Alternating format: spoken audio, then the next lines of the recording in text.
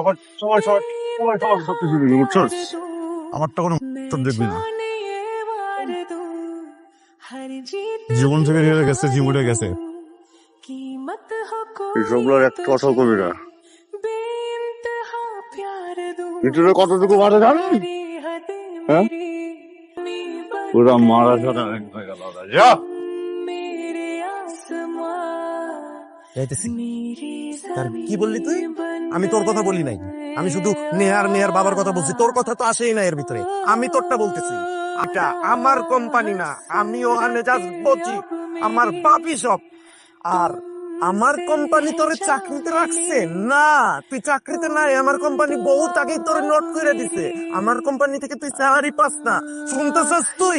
আমার কোম্পানি থেকে তুই স্যালারি পাস না। তোরে প্রতি মাসে স্যালারি কে দেয় জানোস? আমি না, নেহা। নেহার টাকা দিয়ে তুই কাজ, নেহার টাকা দিয়ে তুই কাজ।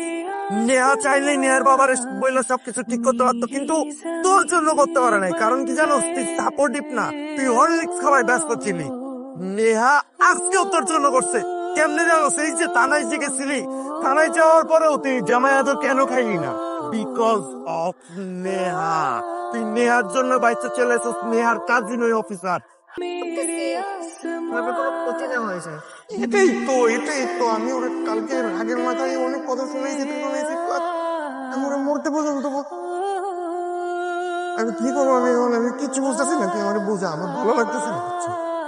क्या खूब रब ने किया, बिन मांगे इतना दिया, वरना है मिलता कहाँ চল हम काफिरों को खुदा।